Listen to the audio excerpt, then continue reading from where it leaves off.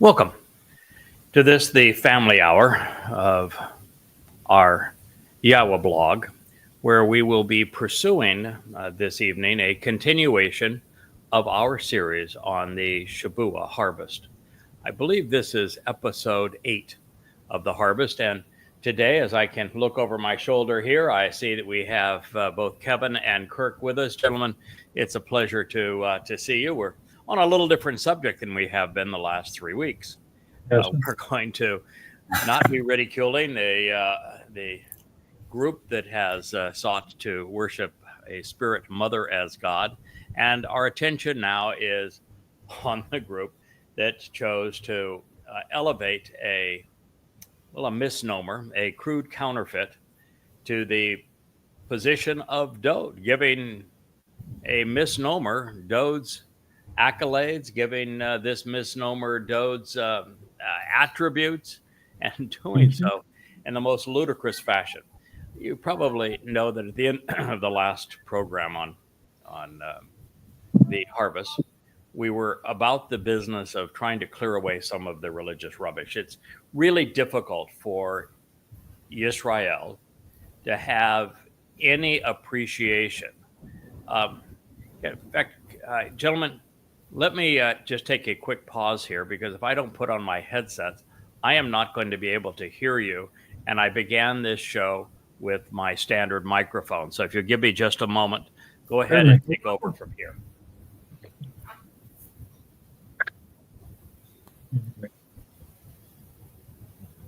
Kirk, you said something about the last show that we were talking about earlier.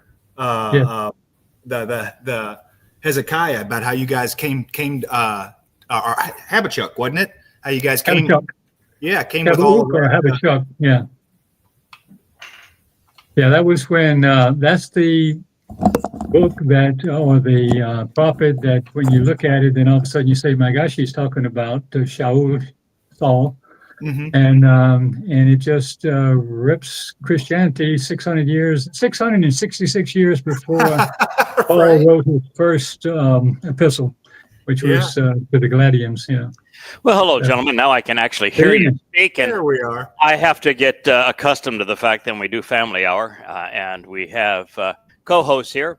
I've got to put the old headset back on, brings me back of my 15 or 20 years of radio, doing it this way. Yes, indeed. What we were doing in previous episodes is that unless we go about clearing the muck away that Christianity hurled at the actual Messiah and Son of God, the actual Savior, who is Dode David. If we don't do that, it's just about impossible to ask Yehudim and Israelites to accept the reality that one of their own, the best of their own, the most important of their own, their former king over a unified Israel, the one who united Israel, the one who built the city of Dode and established Jerusalem as the capital of Yehudah and Israel, the one who was this great prophet, the one whom Yahweh says, "He is my son, I am his father," the one Yahweh anointed 3 times. Unless we come to recognize that the actual Savior, the one who fulfilled Pesach, Matzah, and Makurim, is Dode David, we really aren't in a position to capitalize on what God's offering. And because Yahweh says in the 89th of Mizmor, "I established my covenant through Dode," it's pretty hard to become part of something that you don't know who's responsible for it. Right. And I don't know how you even can remotely approach God's people, Jews, and tell them about a Messiah and a Son of God who is the returning king, who fulfilled Pesach, Matzah, and Makurim in year 33 CE, 4,000 Yah, unless you clear away this muck, because they're so tired of being bludgeoned over the head with Christianity that it's just not something they're even going to consider. So I know that I have received a lot of criticism recently for my exposés on Islam to keep Jews safe between now and the time of Yahweh's return, and Christianity, so that they're in a position to actually recognize that one of their own was the Messiah and Son of God. But if lest we do this, we're just kidding ourselves. There is no chance Hmm. that you're going to have Yehudim participate in Shavua, in Teruah, be there for Kippurim. We're just wasting our time unless we do this, because Jews did themselves a tremendous disservice through all of this.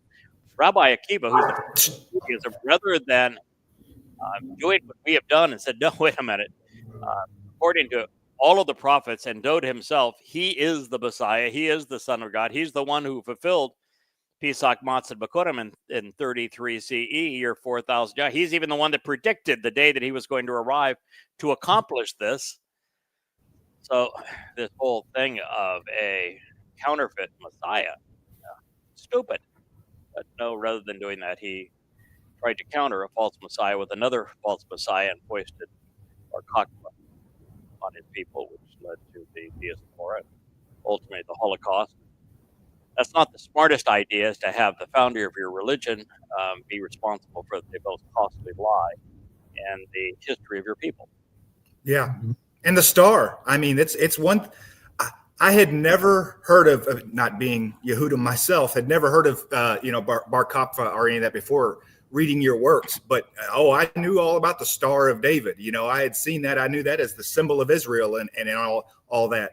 But then to realize that's where it comes from, it's like, wow, Yeah, it's hard to tell Jews that the star that they wrapped themselves in, that they chose as the symbol of their religion and of their country, is a fraud born out of Rabbi Akiva, and that it bears no resemblance whatsoever to Dode David. He did not have a star, and it is solely the responsibility of Akiva, who foisted this false Messiah named Son of a Star, Bar Kokhba, on his people. And it's also just a travesty. Come on, wallowing in your own shame. That Jews chose the symbol that the Nazis applied to them, and that they had to wear to their death. 6 million died wearing this gold star, and all they did was change the color and say, "Yeah, now we're proud to wear it." I mean, right. Stockholm children, I guess, to the max. Yeah.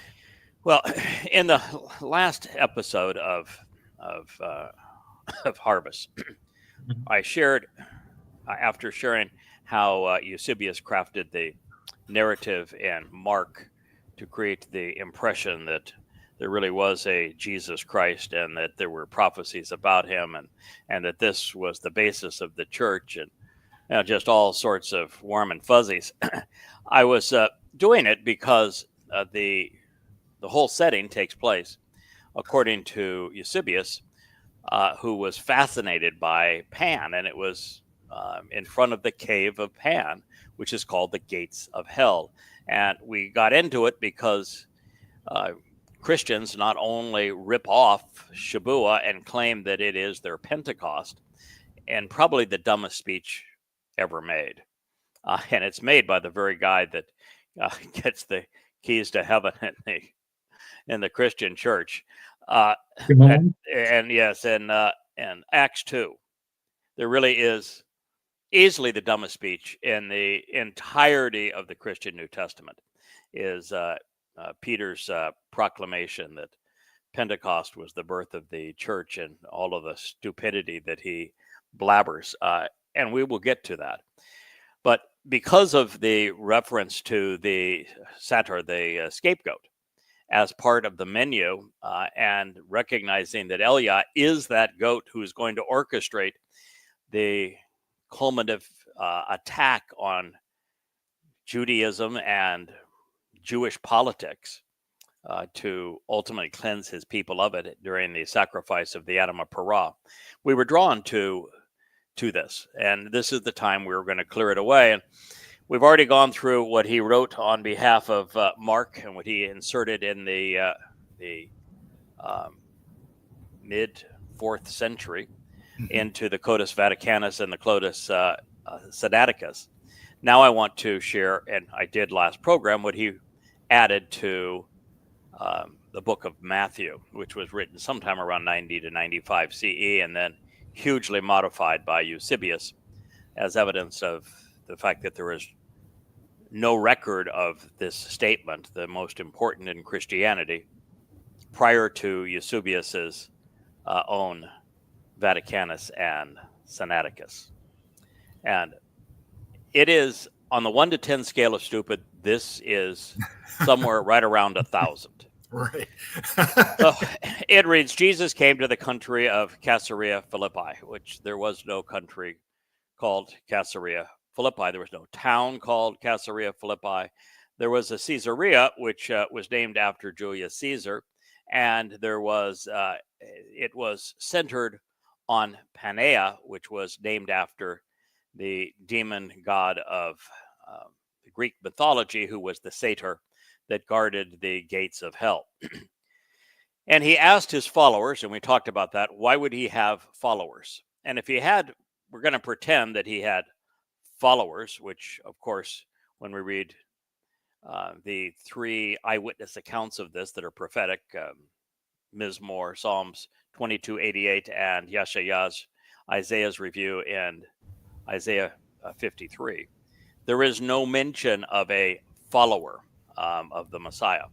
But he asked his followers, and this is so ludicrous because they had been with him for 3 years. If they're his followers and they're supposed to be his disciples, the learners, should know who he is. How would they not know who he is?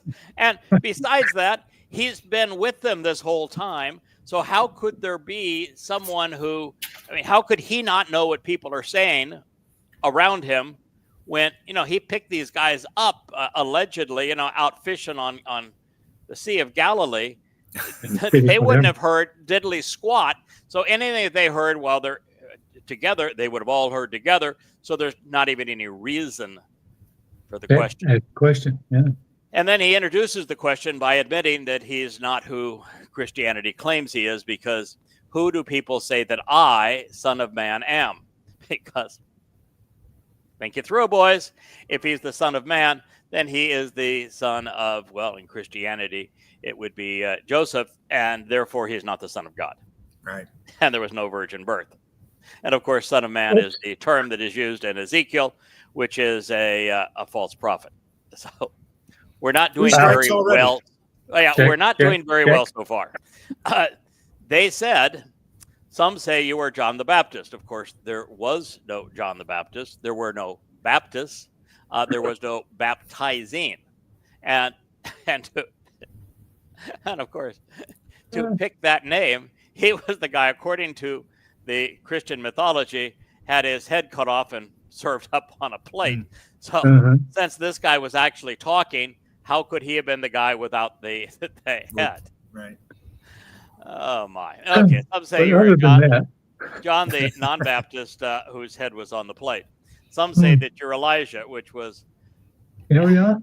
the Elia, the next dumbest possibility, because this whole notion here, this whole speech is to establish a politicized religion.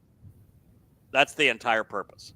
And Elia spoke expressly about condemning the politics and the religion of Israel. And it wasn't just an ordinary, just run-of-the-mill form of religion and politics.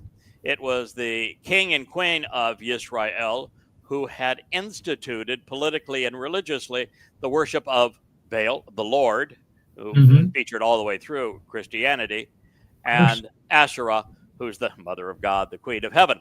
So, well done, Christians. Not a very good pick with Elia, and some say Jeremiah. Now, Jeremiah doesn't make the Mark list, which is peculiar, since Mark would have been written 25 years before, allegedly, Matthew was written. And Jeremiah is the guy who tells you that when the covenant is going to be affirmed, it's not affirmed with a Goyim church. Yeah. It's affirmed with Israel and with Yehudah, and it's not based on a New Testament. it's based on the integration of the Torah. Mm-hmm. And yeah. Don't these guys even read? Apparently not. Yeah, apparently not. Or one of the early preachers. You're a student of history there, Kirk. How many early preachers were there among Jews? None.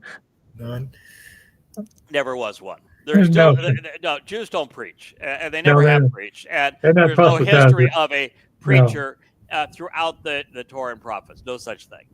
So he said to them, "But who do you say I am?" Don't you know? He's been with them for 3 years.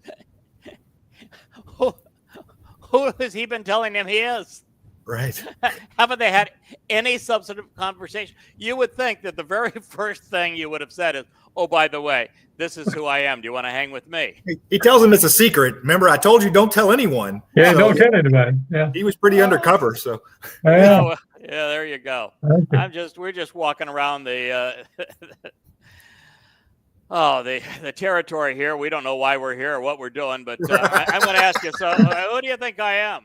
And then it's Simon Peter. He couldn't have been Peter at this point because, well, he doesn't become Peter until the end of this discussion. But anyway, that's what they have got written. You are the Christ. So, you guys have read the Torah and Prophets. Where is there a mention of a Christ in the Torah and Prophets? There's no mention of Christ anywhere. Anywhere. Christo means a drug, doesn't it? Yeah, Christo is actually from Christos, which in Greek means to the application of drugs. So, no, there is no Christ. And then if you were to say, well, you know, he really didn't speak Greek, he's just translated into speaking Greek, and it's a translation of anointed Messiah. You are the anointed Messiah. Well, you know, Messiah is a title. And if it's a title, you should transliterate it. You know, that's what you do with titles. Names and titles, like Shimon. Shimon is a transliteration of Shimon. Even Peter is a transliteration of Petra the Rock. And then they've got this supposed to be the title of titles that their entire religion is based on, and they can't transliterate the title Messiah.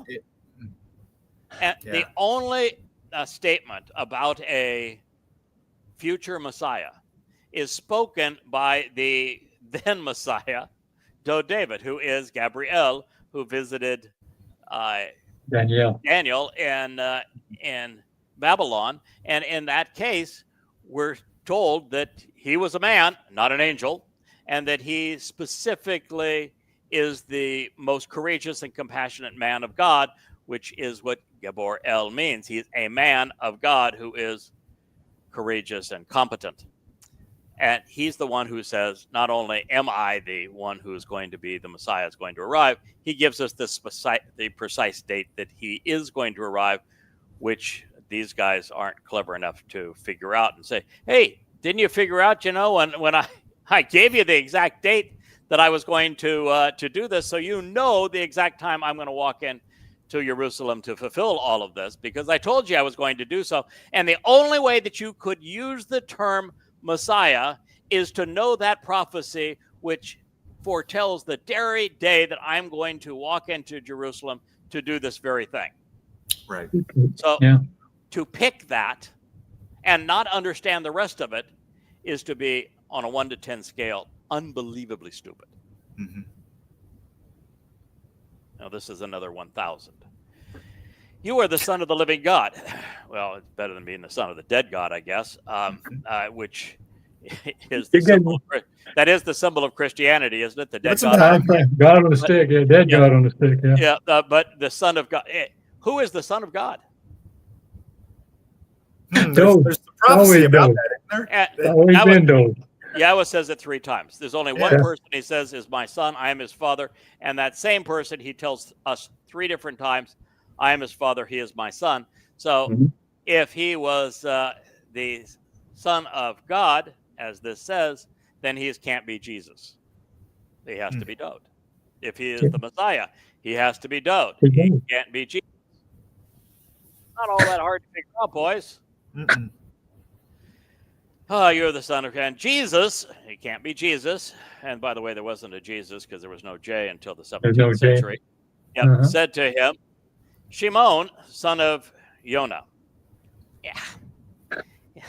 He can't be the son of Yonah because Yonah was also a false prophet. You are happy. You are happy. Oh, You're happy, wow. and clap your hands because you did not learn this from man. Of course he didn't, because you weren't smart enough to tell him. You've been hanging together for 3 years and you haven't bothered to tell him what the single most important thing is in terms of your identity. My father, and if it's my father, then he has to be Dode. My Father in heaven, which he doesn't know his name because Eusebius didn't know his name. My Father in heaven has shown this to you because, well, again, I didn't bother. I don't know what I'm doing here. I don't know what you're doing here. But anyway, and I tell you that you are now Peter, which means you are rock. I was pretty clear as to who the rocky crag is throughout his prophetic testimony. And I'm going to assure you, it ain't Shimon Peter. No. And upon this rock, once again, he is not the rock. I'm real familiar with who the rocky crag is. I will build my church. And so then you have to go and say, so where are the references in the Torah, prophets, and Psalms to a church? Yeah, no, there's none in there. No one. Not anything close to it. In fact, where would you find a reference to a church in the Christian New Testament? You wouldn't, unless you go to. But I don't know. Shirshe is I know that's a circle. The closest word that existed at the time to transliterate church was Shirshe, who was a pagan goddess of the Germanic religion. That's the closest you can get. Yeah. And the Greek text, which they weren't speaking Greek, but the Greek text has ecclesia. And ek means out, and ecclesia means to call. Mm-hmm. So you can either transliterate ecclesia if you're pretending they're going to be speaking Greek.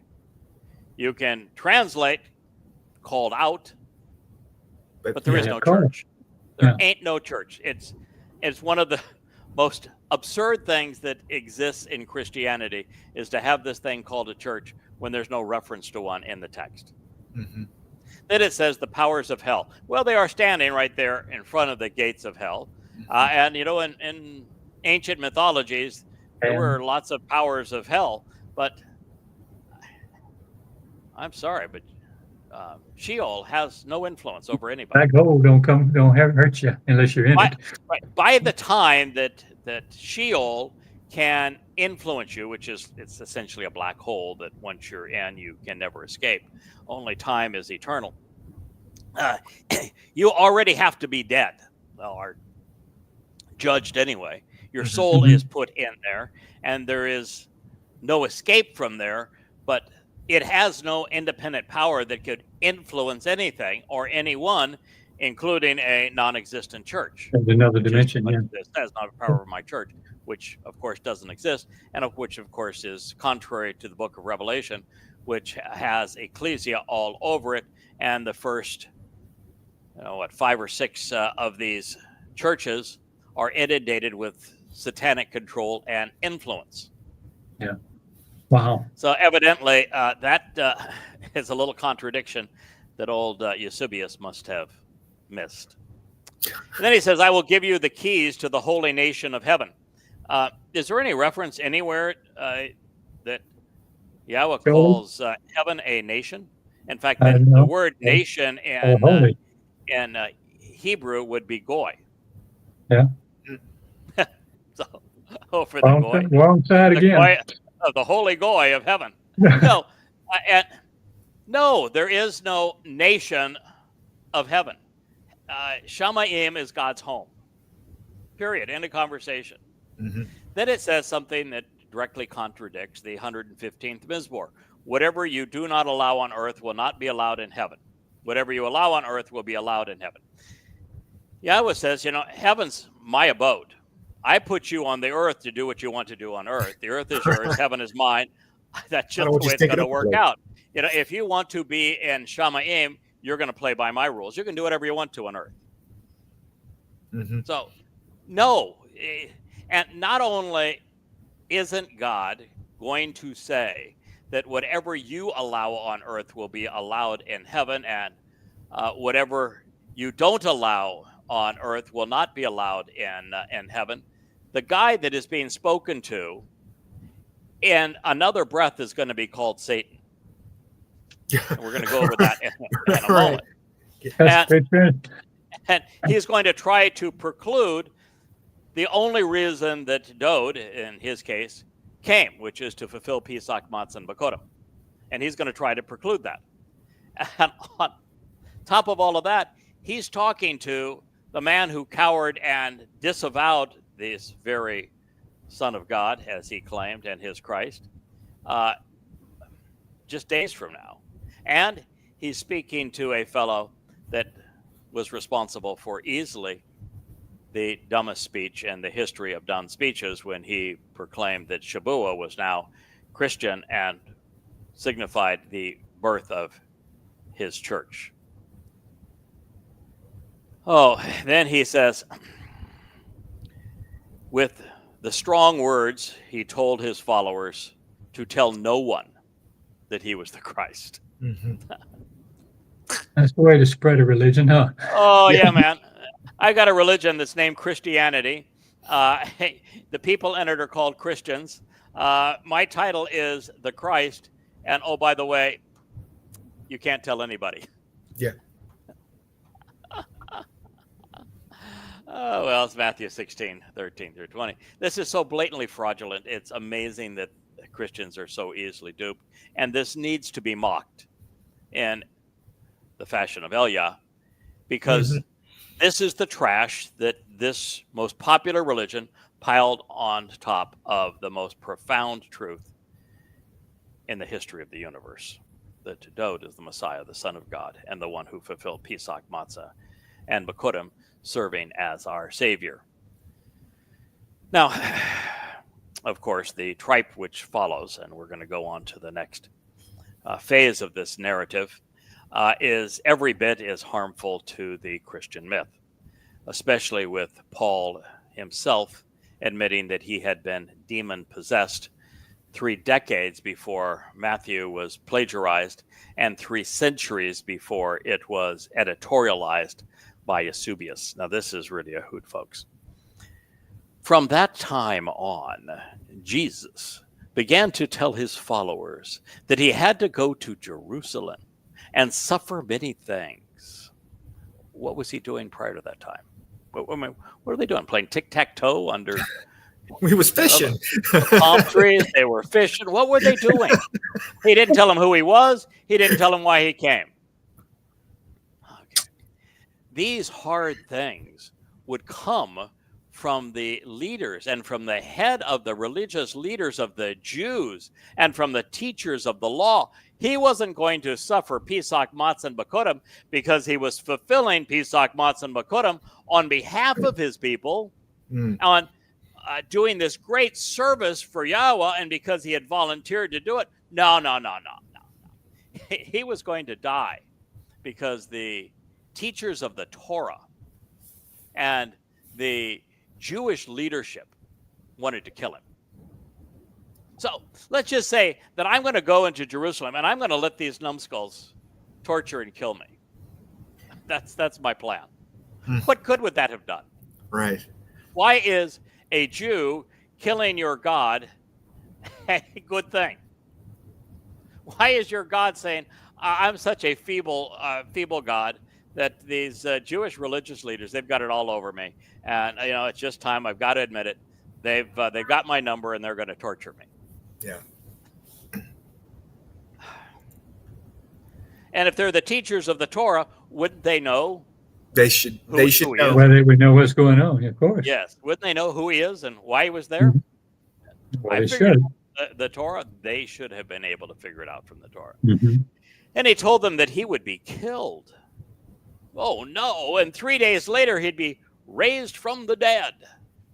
Well, if he's going to serve the Passover lamb, how can he be raised from the dead? I haven't seen a single case that Yahweh had a Passover lamb where the Passover lamb after it was butchered, it was cooked, the people fed on it, and the remains were incinerated, come back to life. Yeah. Wouldn't that defeat the purpose? Isn't the Passover lamb a sacrificial offering so that those who partake in Passover might live? Yes. You know, a dead and resurrecting God would be Dionysus, would be Tammuz, would be Osiris, would be Bacchus. It's the dead and resurrected gods were a dime a dozen. Surely. Sons of God fulfilling Passover were 1 in 100 billion. Okay, Peter took Jesus away from the others and spoke sharp words to him. He said, "No, never, Lord. This must not happen to you." What part of the whole Torah plan? What part of the first 30 Mizmor? What part of Mizmor 22, 80, 89?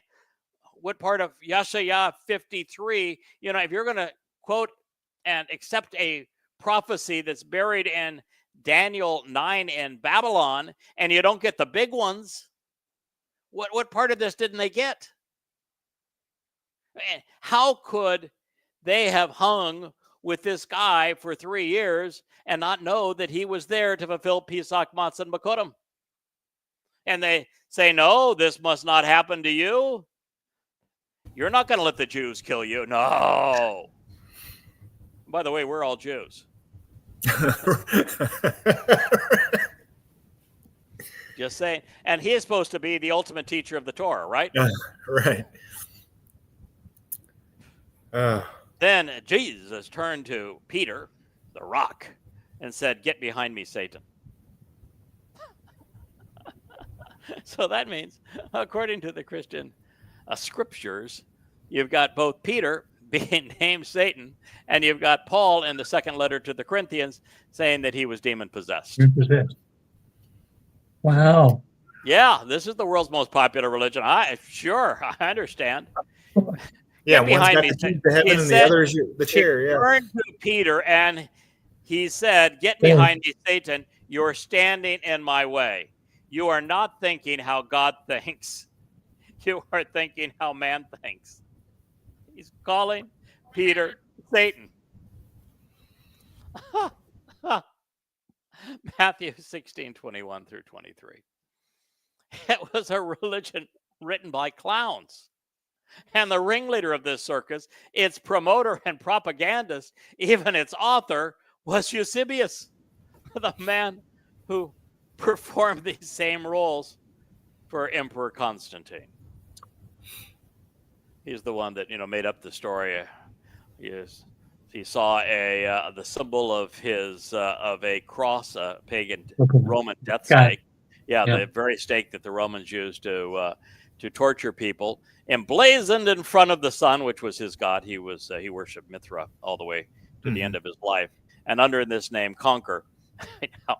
How many times have you heard God speak of a cross, first of all, and superimpose things on the sun, second of all, or third, speak to a pagan and say, "Under this sign, conquer." And of course, first battle next that he fought a fellow Roman for power, for nothing else. Yeah. All right. As I have mentioned, the earliest witness there is to the 16th chapter of Matthew, as well as Mark 8 through 27, are found in the highly disreputable Codex Vaticanus and Codex Sinaiticus, both composed by Eusebius for Emperor Constantine between 325 and 360 CE. In particular, all other presentations of Matthew 16 were copied from these, with the Codex Bazai, Washingtomus, and Erephemi Receptus, scribed in the 5th century, followed by the Codexes Perpetuus and Pepalonius. I'm sure I pronounced all of those incorrectly, but also Sino-Penus. Not that anyone should care that I am not skilled in my Greek enunciations, right? Because they're all rubbish anyway. Yes. Beyond this, the very creation of Matthew was a fraud, falsely claiming to be a disciple or follower, I guess now is the new term. The anti-Semitic author of this gospel was 3 generations removed from the time that Dode fulfilled the Mikre in the spring of 33 CE, including the 80% plagiarized from Mark and Luke, and the rest pilfered from the Ebonim. It is filled with errors of fact, historical anomalies, and credulous accounts, and contradictions, many attributable to the Bishop of Caesarea. Now, with the cave of Pan serving as a backdrop to this demonic tale, Eusebius crafted the words which established the Roman Catholic Church, granting its supremacy over Yahweh, holding the keys to heaven, determining even what happens in heaven, as well as what happens on earth. And it only gets worse. Before the cross entered the picture, the Christian counterfeit supposedly asked his followers to join him on the torture stake. Now, that would have been swell, right? What a horrible, demented, and grotesque request. Then Jesus said, now they're disciples. To his disciples, they're learners, but there must be slow learners. Very slow. If anyone desires to come after me, let him deny himself and take up his cross and follow me. Why would God want a second person to fulfill the role of the Pesach El? What's the purpose? Why would this Christian Jesus want his disciples tortured? That's bizarre. It's really bizarre. And why would we deny oneself? If you're going to be denying oneself, then you're rabbinic, and that's the whole concept of their Yom Kippur. Yeah. It's to deny oneself and twirl chickens over your head. I mean, no. God, the purpose of Pesach Matzah and Bikurim is reconciliation of the relationship, our perfection. It isn't to deny oneself, it's to avail oneself. Yeah. You want to avail yourself, not deny yourself of what God accomplished by fulfilling Pesach Matzah and Bikurim. It's exactly the opposite. For whoever desires to save his life will lose it. No. If you capitalize on Pesach Matzah and Bikurim, fellas, exactly the opposite happened. You get eternal life. You don't lose it. And if you don't, then you will lose it. But whoever loses his life for my sake will find it. Say what? No. Whoever finds life because of what Dode did, the actual Messiah and Son of God, by fulfilling Pesach and Matzah, will gain eternal life. It's the exact opposite of this. For what profit is it to a man if he gains the whole world and loses his soul? What? Where did this gain the whole world enter the equation? And it's nonsense. No one has gained the entire world. No one even tries to gain the entire world. So, what's the point? Yeah. That if you try to gain the world, you lose your soul? No, actually. Because of the nature of the covenant inheritance given to those who capitalize on Pesach, Matzah, and Bikurim, you don't only gain the world, you gain the entire universe. And so by participating in the covenant, you actually are profiting by gaining the entire universe. And by doing so, you don't lose your soul becomes perfected and immortal. Yeah. Well, you think that if you're going to be the Son of God and the Messiah, you get some of this right. But you got all of it wrong. Or what will a man give in exchange for his soul? You don't give anything. That's the whole point. God gave it to us. That's why it says a child was born and a son was given to us. Given, a gift. He's the gift. Yeah, it's not our sacrifice. No, it's not our sacrifice. What man will exchange? What man will give in exchange for his soul? No, you receive this for your soul, and to perfect your soul, Dode took our guilt with him into Sheol. All of it is a gift. All we have to do is capitalize. All we have to do is accept. Understand who did what, Respond. Yeah. for whom, and why, and when, and where, and we get to accept. So, no, you do not give your soul in exchange for something. For the Son of Man, of course, that means that he wasn't born of the Virgin. That means he's not the Son of God. Will come in his glory, the glory of his Father with his angels. No and no. We're told over and over again, the 2 Samuel 7, the 89th Mizmor, and throughout the prophets, that it is David who is returning with his father. Period of end of conversation. There is nobody else that we are told specifically is returning with his father. And he's not returning with his angels. His angels are irrelevant to this entire process. Yeah. I mean, I don't want to diminish the role angels play.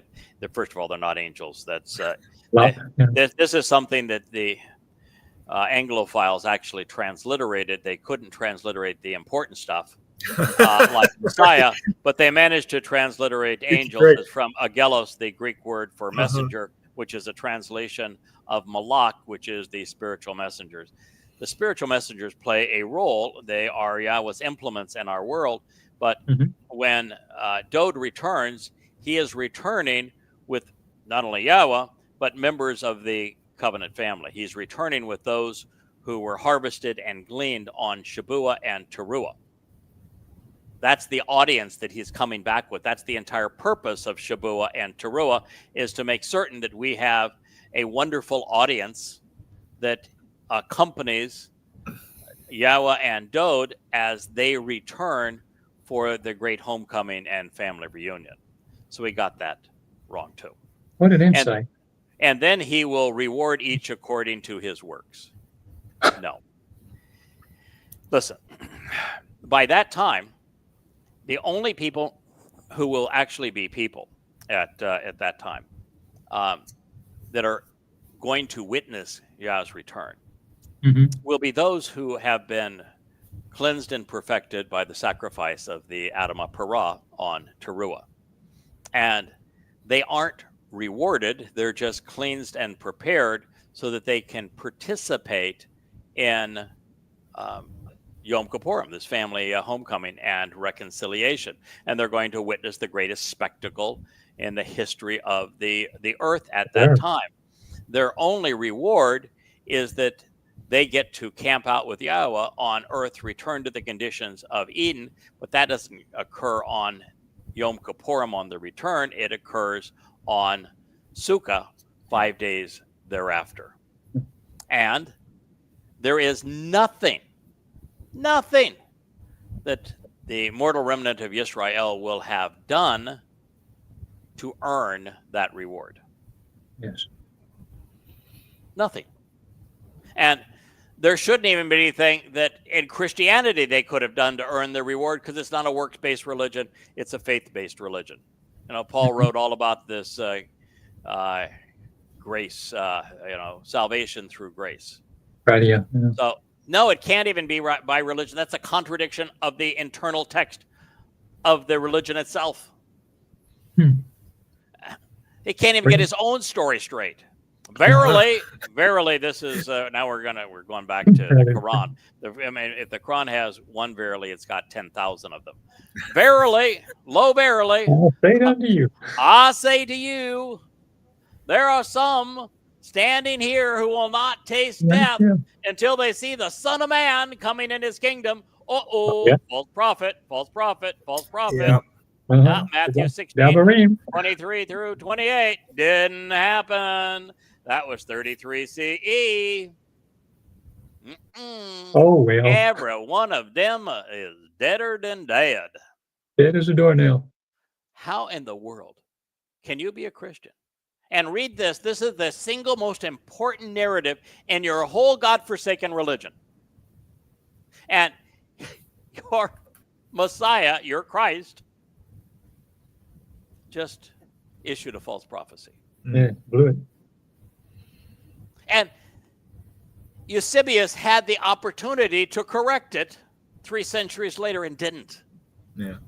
Boy. There are those that are standing here. That would be Peter. And I guess the rest of the disciples who were mum at this point, because only Peter spoke, who are not going to die until they see the Son of Man coming in his kingdom. But how does one come in a kingdom, by the way? I mean, the kingdom's got to be really small if you're coming inside of it, right? A little bit of kingdom. And when Yahweh tells us that there is going to be a eternal kingdom established forevermore upon his return with Dode, whose throne is established in that kingdom, and who is told that he's going to rule forever as the King of Kings. Yeah, Dode. Dode. So unless he's Dode, I'm sorry, that was sorry, you got the wrong guy. I mean, every bit of this is ludicrously stupid, and you end it with a false prospect. So, anyway, it was all a sadistic request and preposterous lie from beginning to end, including the misidentification and false prophecy. And yet Eusebius, paper-thin deception, a lie so full of holes, there was more yeast than grain in this loaf, served up to legitimize the Roman Catholic Church so that they could control the affairs of earth. We're given the keys to control everything that happens. We don't need no stinking God. He gave us the keys to heaven. He gave us the power to control everything on earth. Who needs a God? We'll just leave him in the mommy's arms as the Madonna and child, and then as a dead stick on a cross, a dead God on a cross. We don't need him for anything. We're in charge now. Eusebius said it. What a concept, huh? All discrediting Yahweh while replacing Dode in the process. And it played out before Constantine, the Pan of the Roman emperors. Get behind me, Satan. Indeed. Well, outside of Yehuda, far from Jerusalem, silhouetted before the cave devoted for Pan, amidst the satyr shrines, was the last place that you would have found Dode. There was never a town named Caesarea Philippi, but instead one named after a devilish Greek god, Pan, as Paneas, after the egotistical Roman emperor Caesar Augustus as Caesarea, and even the king of perverts himself, Nero, as Neronius. In this regard, as I have mentioned, the errant nomenclature is reminiscent of Eusebius's editing the hearsay propositions of Mark and Matthew to support the belief of Constantine's mummy. In the 4th century, she decided after her pilgrimage to the Holy Land that Jesus was from Nazareth, unaware that there was no town by that name in the 1st century. Eusebius, nonetheless, proved that he could not be trusted when he included the errant beliefs of the emperor's mommy in the text of the Gospels. Oops. Even if we were to play along with the overall narrative and pretend that after having invested 3 years sharing his life with his followers and disciples, what are the odds that after all of this time, this misnomer now known as Jesus would have asked them, "Who do you say that I am?" If they didn't know that he was Dode, the king of Israel, fulfilling Pesach as the Passover lamb, well, I guess it would render their purpose and their witness moot. By the way, when Yahweh speaks to one of his prophets, what's the first thing he asks them to do?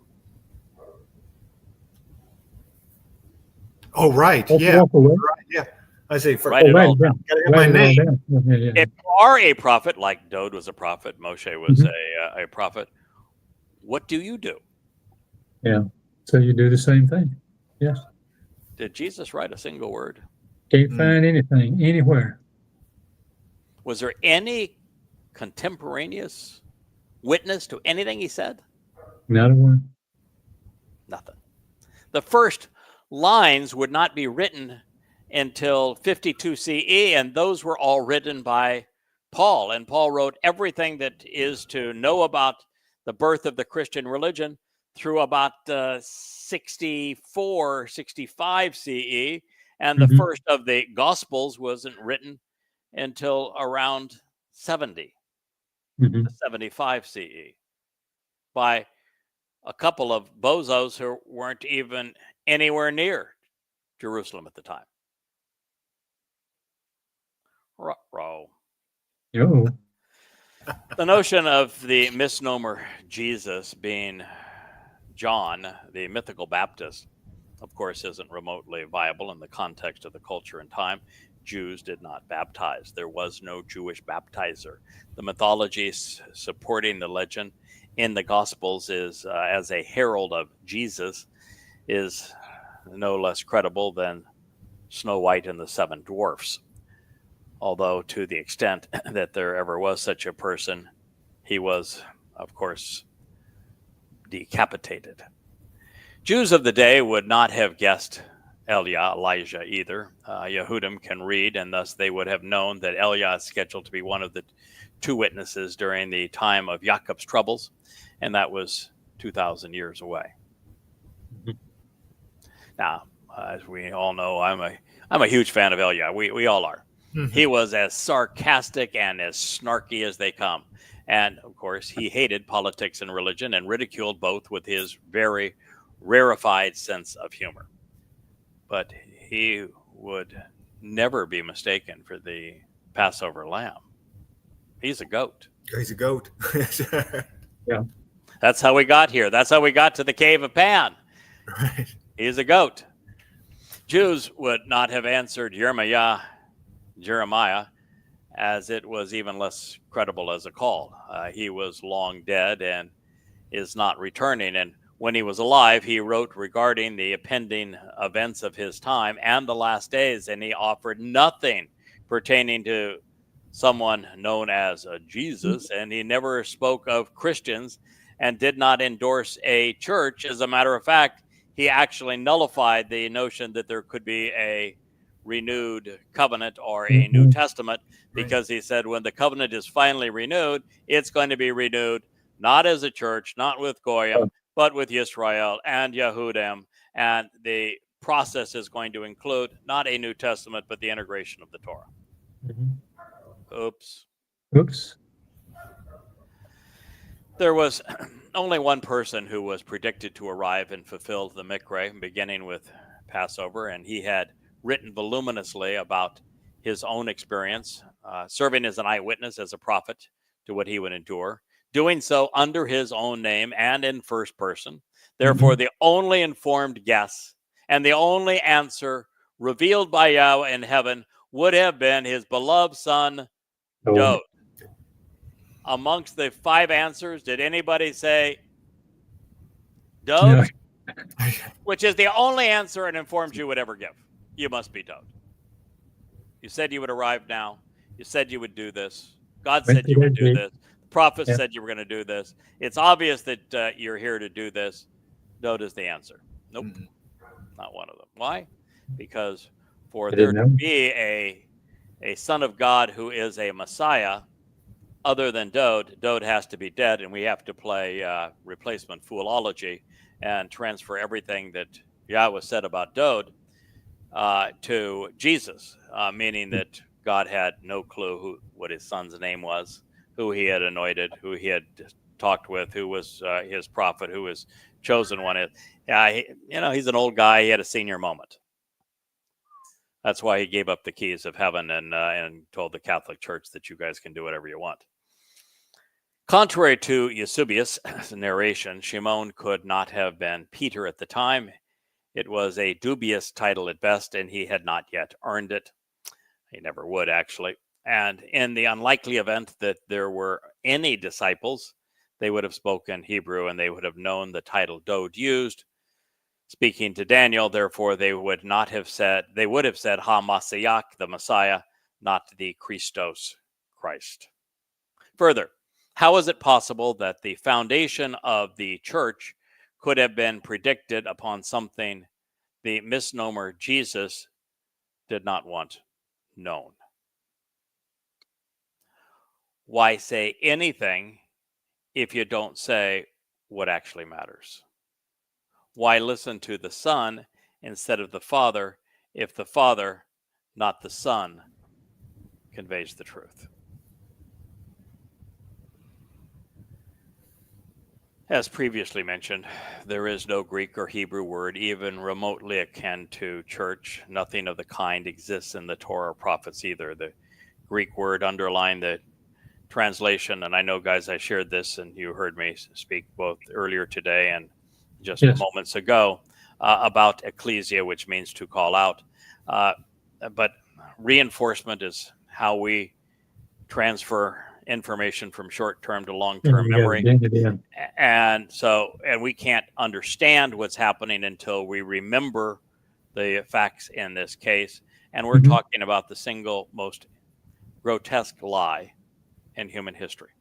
Yes. The most costly lie for God's people, which is why Yahweh called Paul the plague of death, because he was the one that conceived this lie. So the Greek word ecclesia means to call out or outcall, literally outcall. Ek means out, ecclesia means call. I'm going to call out for pizza tonight. The lone Hebrew title, which could have been translated as such, is Mikra, which, when spoken and properly rendered, would have destroyed the entire Christian religion. Because if he's there to fulfill the Mikra, why don't they speak of Passover, unyeasted bread, and matzah as being the three most important days in the year 4000 Yah in 33 CE being fulfilled at the time, and yet there's no mention of them. Of course, there's no reference to hell in the Torah or Hades as it appears in the Greeks or in the prophets. The concept is based upon Greek mythology, as are the gates of Hades. The entrance to the underworld was in the Avernus crater west of Naples, or through the river of Archeon, depending upon if you were Hercules or Odysseus. And it was something that Yahweh's Lamb would never have sighted, much less gone to the Greek location of Peneus. The keys to heaven are found in the Bereth and the Mikre, and they were given to the man who, through his sacrifice, opened heaven's door. That would be Dode. The only meaningful mention of keys in the prophets is found in Yeshaya, Isaiah 22:22. It reads, I will set the key, singular, of the house of, who's that other fellow? Who's the Son of God and the Messiah? The guy that fulfilled Pesach, Matzah, Bakuda. What's his name? Oh, I will set the key of the house of Dode on his shoulder. And when he opens, no one will shut. And when he shuts, no one will open. Well, this reference is to Elquim, a envoy of Hezekiah during the defense of Jerusalem. Yahweh spared the king, his people, and the city of Dode because Hezekiah followed the Torah instructions. He removed all traces of religion, which would have been largely the Canaanite religion at that time, and therefore all traces of a religion that's almost identical with Christianity.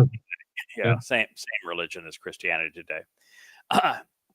And he observed Chag Matzah, Pesach, Matzah, and Bakodim, which was why Dode was there, rather than fight the Assyrians or negotiate with them. As a result, during one of Yeshaya's visits with Hezekiah, we read, then the word of Yahweh came to Yeshaya, saying, go and say to Chakatjah, thus says Yahweh, the God of your father, Dode, I have heard your request and will add years to your life. I will deliver you and this city from the hand of the king of Assyria, and I will defend this city. Yesayah 38, 4 through 6. Wow.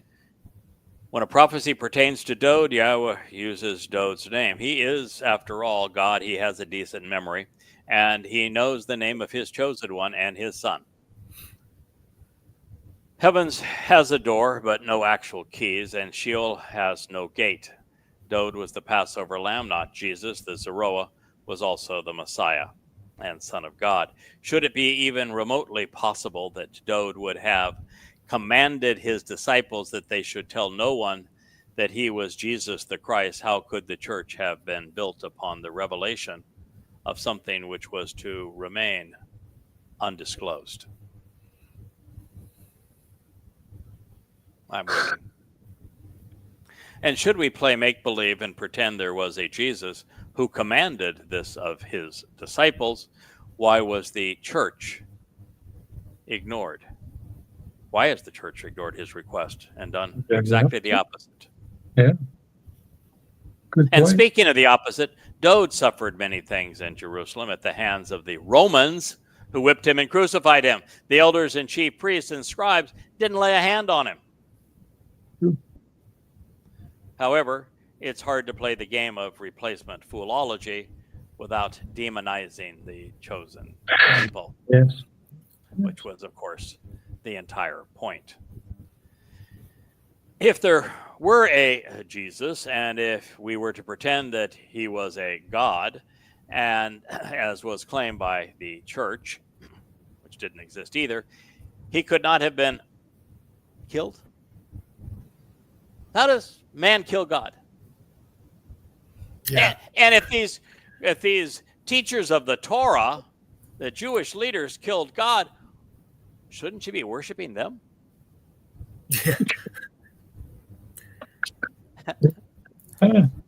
You're way too logical. Oh, I'm sorry. Yeah, I'm sorry. It's not doesn't work with faith, right? And No. even as the Passover lamb, his sacrifice becomes meaningless when Pesach is ignored, as it is in Christianity. Moreover, every iteration of Passover, the lamb never rises from the fire or off the plate. No. Since the remains are destroyed at the conclusion of the first day, there would never have been anything to raise on the third day. Further, with an understanding of 3 days comes an appreciation for Pesach, Matzah, and Bikurim, Well, of course. which they forgot to mention. Yeah. If the misnomer Peter really thought that the misnomer Jesus was the misnomer Christ and the misappropriated Son of God, why would he That's a rebuke sentence. him? I love that sentence. Why would he rebuke him? Why rebuke him? I mean, that'd be like me saying, okay, I've spent 23 years translating Yahweh's testimony, doing as he asked. So tomorrow morning, I'm going to wake up and rebuke Yahweh. You say, what? No. No, not never, not ever. I mean, Never. no. Never even gonna think it. And if the mythical Jesus was explaining the role he would play during Passover, why would the alleged disciple say, this shall not happen to you? Would he be calling Jesus a liar and a false prophet? Which, well, I guess he turned out to be. Well, he proved he was, but It worked out they nicely. didn't know that. They Yeah, didn't know that. I realized that Eusebius wrote this fabrication to play out before the cave of Pan, the devilish satire. But how is it that he fooled anyone? I mean, there is no chance whatsoever that the mystical Jesus would have given the misnomer Peter the non-existent keys to heaven in one breath, naming him the rock upon which I will build my church, and another calling the misnomer Satan. And the next breath. Yeah. The man allegedly responsible for everyone's entry and inclusion and exclusion from heaven was suddenly an offense to me. Someone not mindful of the things of God, but yet he can choose what goes on in heaven, even though he's not mindful of the things of God, I guess, because God's now an absentee landlord. Well, it's hard to imagine less credible prose. There is no word for cross, by the way, also in the Christian New Testament, nor is there even one in Hebrew or in Greek. It was a Roman and thus Latin invention designed to convey the excruciating nature of the torment. The imaginary Jesus would have been a genuine sadist to ask his non-existent followers to take up his cross and follow me. I think if we are to benefit from the Passover lamb, not we are not to be butchered and eaten as the lamb. Yes. We do not gain life by desiring to lose it, nor lose life but by desiring to gain it, just the opposite. Moreover, if losing life for Jesus was the means to gain life, what was the purpose of Peter's keys? There you go again. I know this logic. It's so annoying to faith. Yeah. Since Right. Yahweh had promised that Dode, not Jesus, will be returning, why did the Son of Man contradict his Father? If we are to be rewarded according to our works, what is the purpose of faith, or the keys for that matter? Why was the nature of the work undisclosed if it's the measure of the man? Wow. You're becoming Elia, you know. Yes. Yeah, you are. I'm doing my best impersonation. You got to keep up You're with doing me. well. You're doing well. Yeah. But alas, Eusebius even had the audacity to make his Christ and the Son of God a liar and a false prophet. Surely I say to you, there are some of you standing here before me that will not taste death until you see the Son of Man coming in his kingdom. That'd be a really long stand. So old. 2,000 years to be exact. Not to mention it isn't Jesus' kingdom, but Dode's, at least according to the Father. Yeah. All right. Well, fair is fair, I suppose, since Paul's lone attempt at prophecy was a colossal failure regarding living to experience the rapture. Why not promote Christ to the same level of incompetence? Only in that could the church leave their dead God on a stick and rule with his keys. In modern times, a fellow named G.K. Chesterton, he's a Roman Catholic anti-Semite theologian and author of the early 20th century, has repeated and amplified the significance of the death of Pan, suggesting that it came to advance Christian theology. Yes. Christone claimed, what a clever name, it is said truly in the sense of Pan that he died because Christ was born. It is almost as true in another sense that men knew that Christ was born because Pan was already dead. A voice was made by the vanishing world of the whole mythology of mankind, which would have asphyxiated like a vacuum if it had not been filled with theology. C.J. Chesterton, the end of the world, and the everlasting man. Not the everlasting God, but what do we care?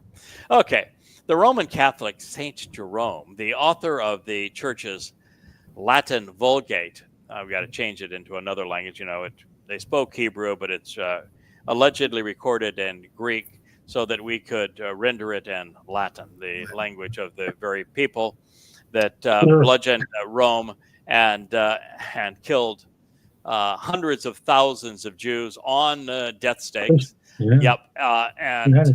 Yes. Those Romans. The one that Dode himself said would become the ultimate beast.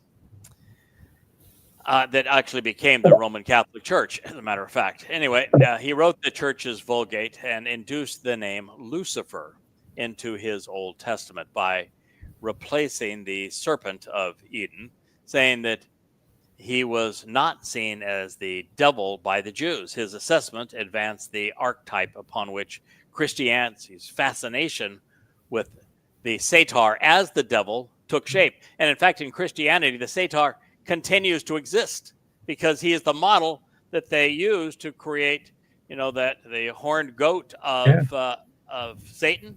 He comes from Pan. I didn't realize that. Yeah. Oh, cool. yeah, that's the devil. That is the Christian devil, Pan. That's where it came from. Okay. Yep. And he dances around, plays a flute with the Charities and the Graces, right? Yeah. Well, why not? Yeah, the Graces. You're saved by grace. They got it all together here. Hey. And this, as I said, Christianity would win the prize for dumbest religion if it were not if for it went for Scientology and Islam. But it's in the running. Well, yeah, it's in the top 4. Don't worry about it, Christians. You're in the running.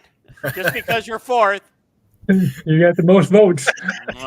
You got the most votes. For anyone who has read, as you fellows have done, An Introduction to God and the first 4 volumes of Yahweh know that it is uncommon for us to provide this kind of playtime to Christian mythology.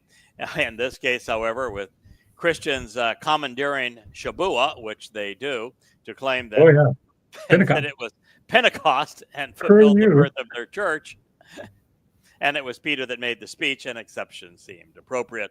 After all, since I have been asked to cultivate the harvest, and you guys are my co-workers in this regard, the results will be a little better if we all get down and pull the weeds and turn over this well-tread soil.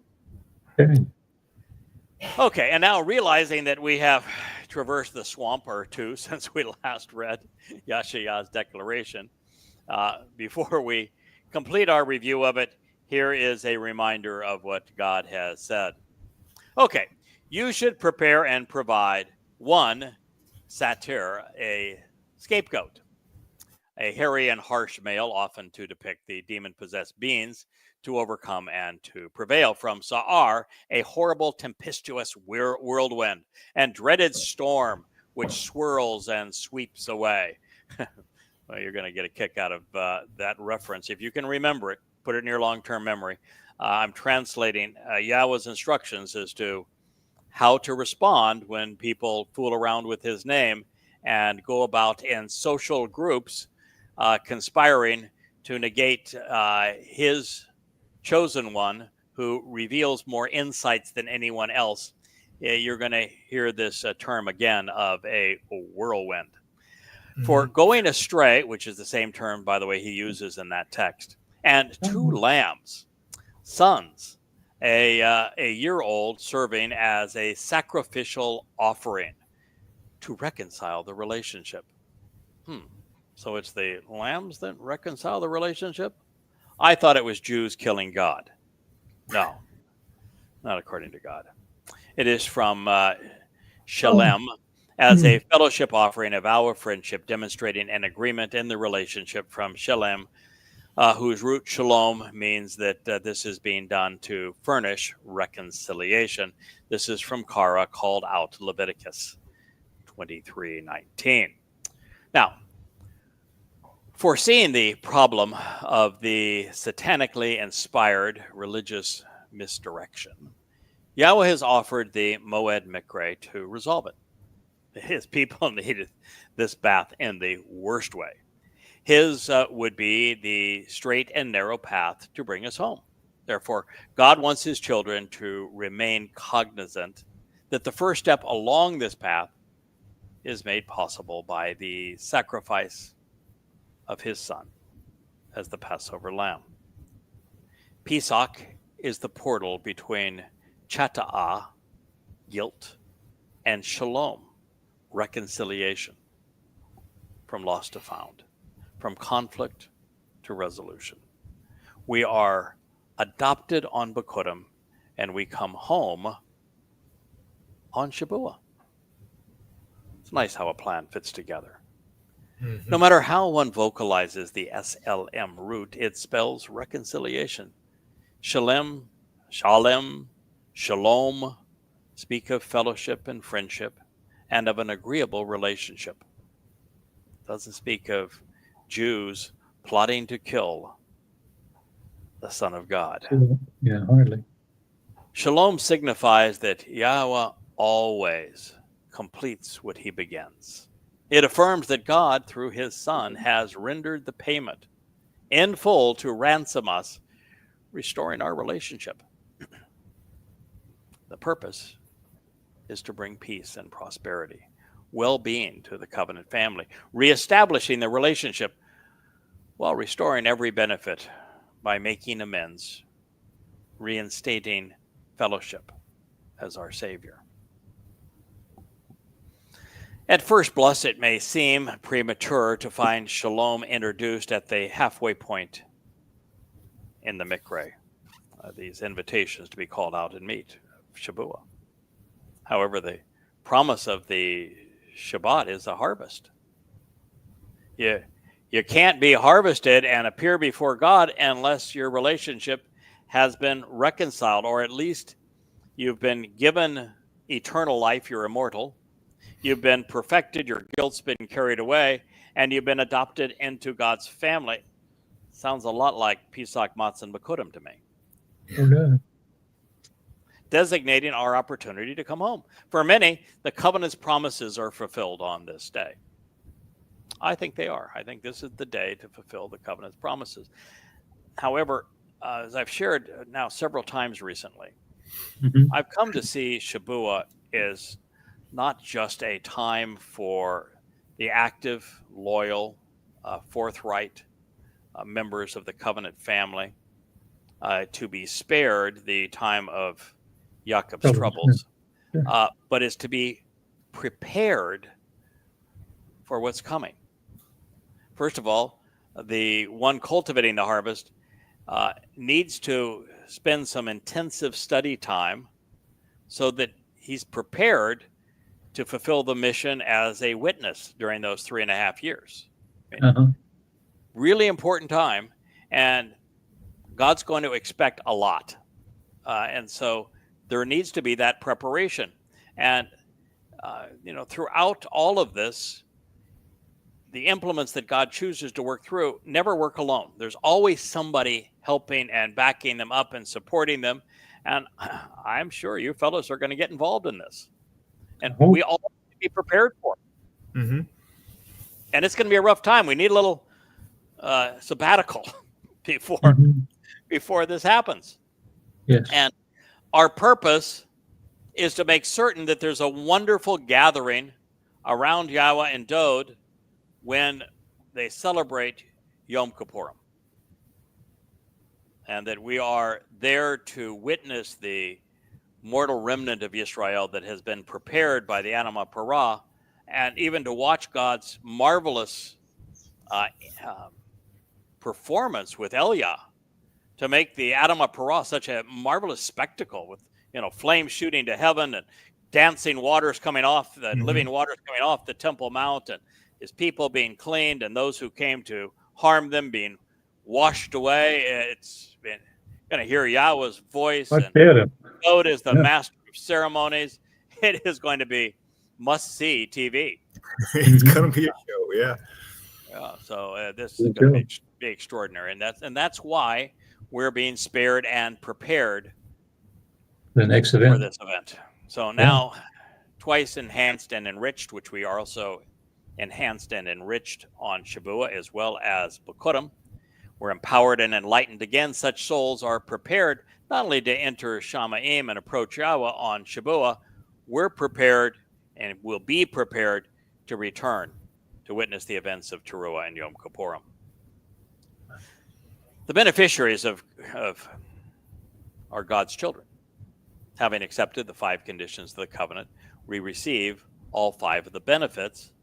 And as family, it's time that we come home so that we can witness the homecoming. So while there are still more steps, Teruah and Kippurim leading to Sukkah, the next moed along the way exists to awaken Yehudim and to spare Yisrael on behalf of our Messiah and King. We are tasked with the responsibility of admonishing and encouraging the chosen people to choose God, to be reacquainted with Yahweh's name, to acknowledge that Father and Son are ready to reconcile the relationship and to put an end to this acrimony. Therefore, the introduction of shalom at the midpoint of our journey through the Moed is as it should be, especially within the context of the family and of keeping everyone safe as the world turns to anarchy and chaos. I mean, guys, it's actually even hard to imagine how, as bad as things are now, with people around the world condemning Jews and progressives, ultra liberals, partnering with Muslims and celebrating the carnage of 10/7 and pretending that the victims are somehow the perpetrators. I mean, I don't think I've ever seen a world more upside down and turned around. The German government today announced that all of East Jerusalem, which would include the Temple Mount, even the Western Wall, all of the old city of Jerusalem belongs to people that don't even exist, Fakistinians. You got the dunderhead in chief of America saying that he's going to turn Gaza into a resort. I mean, well, we're just in Looneyville. You kidding? Our purpose is going to be sharply focused on Teruah, because there will only be two witnesses. Both will be in Jerusalem, both standing on the Temple Mount, both addressing Israel, and time is now in short supply. And I think it's likely that Elia and Yada will both be supernatural in a way, in effect, spiritual beings that are able to take on a physical form. So they'll manifest in a corporeal form, but we aren't going to be immortals. And you're not going to come, in Eliah's case, for spending 40 Yobel, 888 years with Yahweh, and in my case, 3.5, which will seem much longer than that, I would imagine, or could seem shorter, depending on how Yahweh wants us to experience time. But you're just not going to go from that state, being light, because we don't take our physical bodies into the next dimension. It's impossible. So we're going to be energy-based beings, and an energy-based being can project some of their nature, including their soul, into a physical being, but that does not make them a physical being. Right now, if you were to kill my physical body, my soul would have to depart from it. But as a spiritual being, my physical body would be irrelevant. Do whatever you want. And as a spiritual being, if you become really a belligerent irritant, and I just think, okay, enough of this already, you could spew fire from your mouth. And that would pretty much end the argument. And they're going to do everything to kill us. I mean, everything imaginable is going to be fired and thrown and bombed and dropped and you name it on us. And so clearly we're not normal, as you would say. Neither I nor Elia have ever been called normal, I guess. Not going to start then. But it's kind of funny that Yahweh would pick his favorite two jokesters. Right. I don't think anybody has displayed more of a sense of humor towards all of the wackiness than Elia or myself. I mean, you read Prophet of Doom today, there are maybe 100 places in it, which in the rewrite of Goddamn Religion must be 100 places in it. Where, if you're drinking a Coke, you're gonna cough it up your nose. I mean, it's really funny. And if we just went through the single most important part of the Christian New Testament, and we mocked every bit of it. So, I think I can stand head to head with or toe to toe with Elia on the sarcasm. And God then picked two guys that were exceedingly sarcastic to fill that role, which means he's obviously entertained Right. by that approach. And Yahweh, all the way through, God says, I'm going to mock them. Yeah. Okay. And in this case, he has his favorite mockers. Mockers. Mockers Add that to your list. Yeah, Choder, mocker. Yeah, choder, mocker. Okay. It's the job I was given. Hey, I wasn't asked to feel pick with the way. gusto. I was not asked to pick the way that it is carried out. I was given the job. Now, the fact of the matter, if I had been given a choice, I would have picked this one anyway. But I actually like sarcasm. I think sarcasm is intellectual humor. And I think that when you see really disgusting stuff, like the stupidity of Eusebius's additions to Mark and Matthew, they're just so stupidly written. Why not have fun with them? Yeah. Anyway, the first three Moed Mikre will have been obviously fulfilled by that time with the Son of God playing the starring role. And he has accomplished everything which was required to provide the benefits of the covenant. And God's children are now equipped to be effective witnesses. We're ready for Shabbat. And the goal now is to increase the quality of the harvest. I actually think, fellows, that one of the reasons that we had this falling out, and this is the second that we've had along the way where there was a significant rift and a number of people went their own way, is that we need to be focused now. Yes. We have to be with people who are very sharp, who are exceedingly loyal, who know Yahweh, who are steadfast, devoted to the cause, and are going to do and perform as God needs. This is the game's on, man. We have to perform now. This is not just the fourth quarter. This is beyond the 2-minute drill in the fourth quarter. And at this point, the home team is down 50-0. And so I like our odds. Yeah, I like our odds. I like our odds. We're going to win. Who would have thunk it? Well, of course, give me the ball. Give me the ball, coach. Put me in.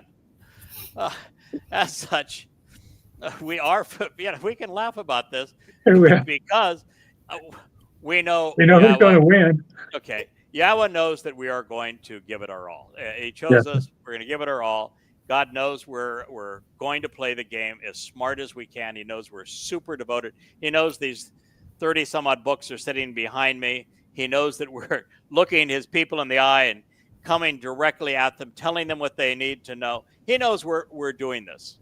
But he's also the referee. Get a good call once in a while. Yeah, we're going to get a few favorable calls along the way. First down. Yeah, first down. Score. So, and he did give us seven ruach to make this happen. So, and he's already predicted the end result. So, we have the final score. Yeah. But that doesn't mean we the hay is the touchdown, right?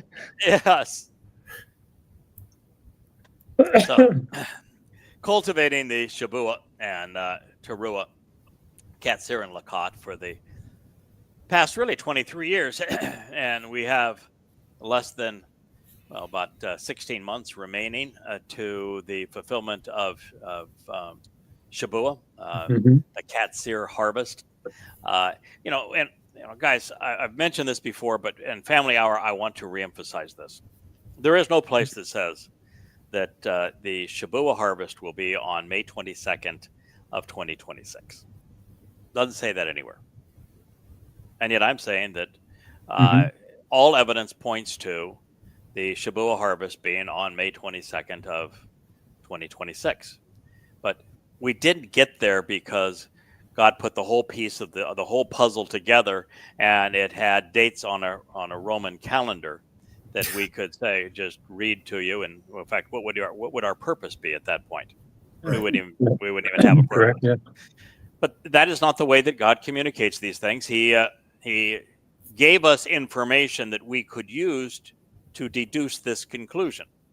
For example, since we're talking about the actual Messiah and what he revealed in Babylon to Daniel, Gabriel, God's most capable and competent man, his most courageous man, Dode, the Messiah, told us the exact day that he was going to arrive in Jerusalem over 600 years in advance. And when you do the math, it is on the 14th, 15th day of Abib and year 4000 Yah, which correlates on our calendar as 33 CE, when, by the way, the Passover, Matzah, and Bakodim fall on the correct days, Friday, Saturday, and Sunday, consistent with the accounts that are recorded of it. And so we know the dates that he did this because he told us in Daniel 600 years prior to the time, and it's not difficult to figure out because the cornerstone of Yahweh's home for his name was laid in 968 BCE, exactly 1,000 years before Dode fulfilled this mission. And that's not a difficult thing to figure out because we can use the genealogies that are presented in the Torah to know that Abraham and Yishak went to Mount Moriah as the dress rehearsal for the fulfillment of Pesach, where God said, I'm going to provide the lamb in 1968 BCE, which is exactly 40 Yobel to 33 CE.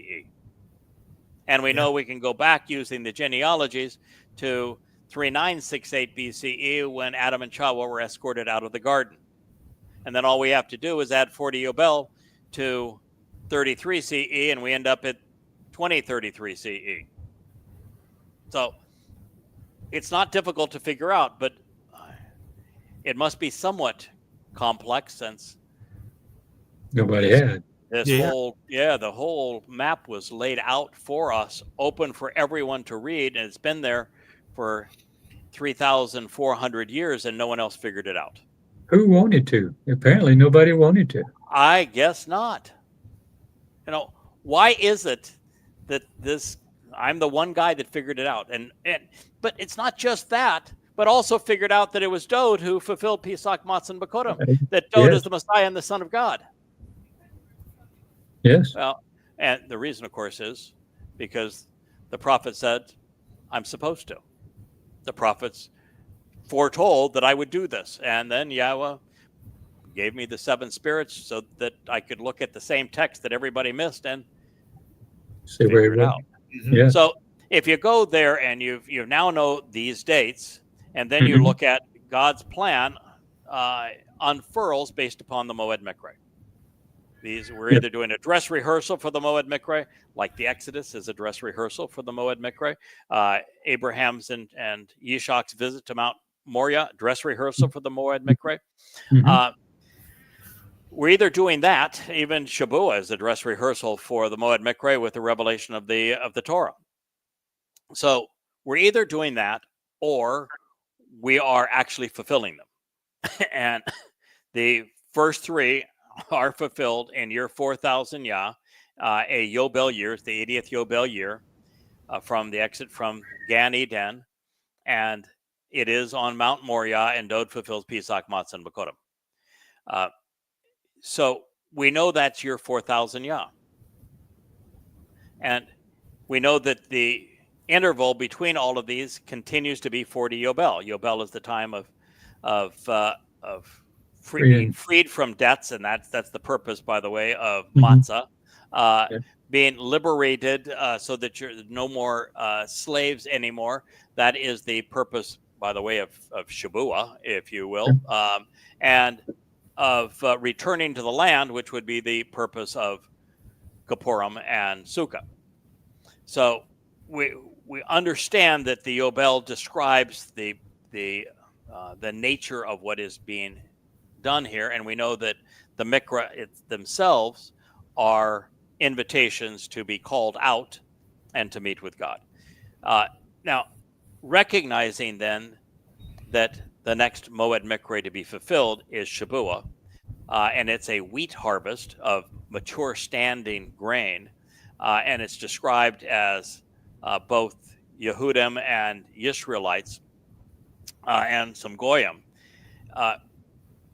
We have to backtrack from the end date to get to that date.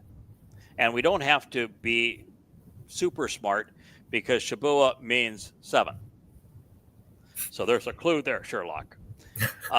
Recognizing the last 3 would be Teruah, Kippurim, and Sukkah. They have to be fulfilled in year 6000 Yah, 2033. And so it's very easy to establish those dates. So the Lakat of Teruah would be September 23rd of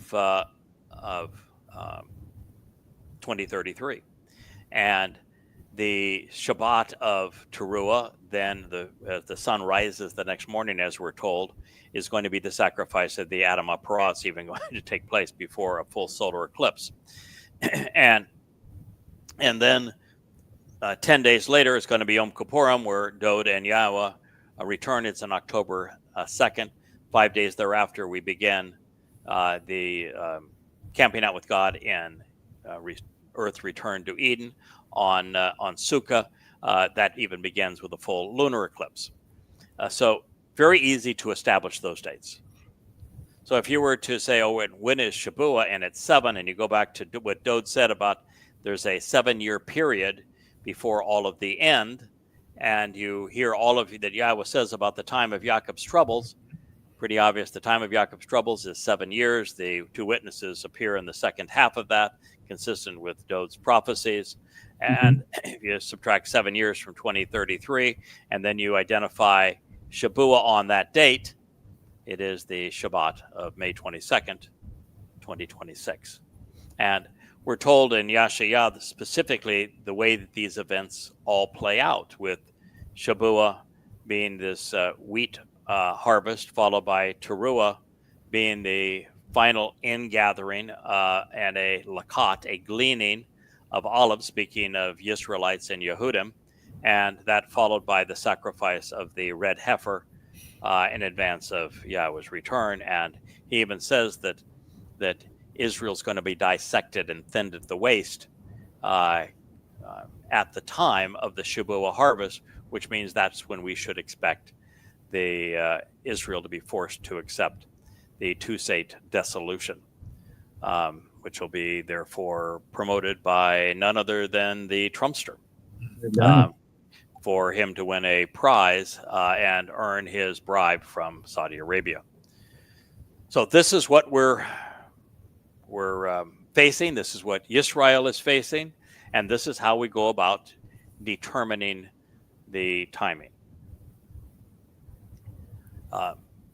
The likelihood of being wrong, I think, is exceedingly small, particularly since Dode did such a marvelous job of telling us when he would arrive in 33 CE. So with that confirmation, and then telling us all of the events and the timing thereafter, it's we're pretty solid ground on the math here. Yeah. But it is calculated, and it's important that people know that it is calculated, and there are God set this up so that over these 23 years we would be learning together. We'd come to know more and more. We'd gain understanding, and then eventually I would stop writing books and just sit here with you guys, look the camera in the eye, ask to be invited into the home of God's people, and invite you into my home and speak directly to you, tell you what God wants you to know, what you need to know, because we want you to be with us. God wants you to be with us. This is the greatest gift in the history of the universe.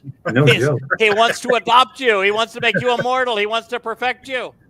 He wants you to inherit the universe. He wants to turn you from a physical being into energy and light so that you can travel across the universe, explore new planets. Or you could grab a cross and follow him. torture yourself. And well, deny let's see. yourself Let's see. Which one? Which one? let's see which one. Which one do I want? I think I'll take yours. Yeah, fellas, it's just amazing that God could offer us this much, be this detailed about it, delineate exactly what He's offering and expects in return. It's only 1 in a million that takes advantage of it. That is the tragedy. Well, I tell you what, there'll be a lot of strolling room there in heaven if we do have a hook or duck hook or a banana slice. Kirk, we're not likely to hurt anybody. Yeah. A lot of wide open spaces. And you would think that once you're part of the covenant, that you just for some people might think, well, you can just abandon ship and start working and I don't know, go off work or worship a spiritual mom. But that's not the gig here. God does not want anybody to spend an eternity with Him that isn't loyal, that's not going to stay the course. So I agree with that. Yeah. You got to stay the course. And the second is that if you're really part of His family, you're going to do what He wants you to do. Sure. What He wants us to do is to awaken His people, to reintroduce Yisrael and Yehudim to His name. He's not saying what I want you to do is capitalize on the Shabbat harvest. Yeah. What He says is, I want you to reintroduce my name correctly to my people and reintroduce them to the realization that David the Messiah and the Son of God who fulfilled Pesach, Matzah, and Bakodim, and tell them about these dates so that they're ready, so that they're prepared. That's what He wants us to do. And if you are part of His family, guess what? You love your Father. Yes. We love our Father, and our goal is to serve our Father by accomplishing what He wants to accomplish, which is the reconciliation of His relationship with His people.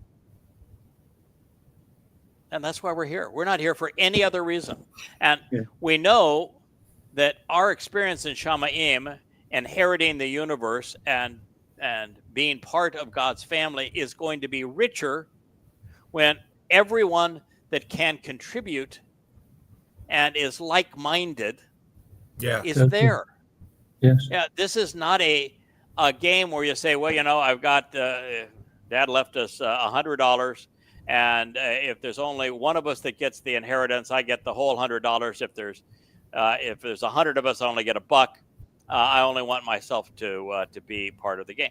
We're talking about the universe. Infinity. There are a couple of trillion galaxies out there with a few 100 billion stars in each of them.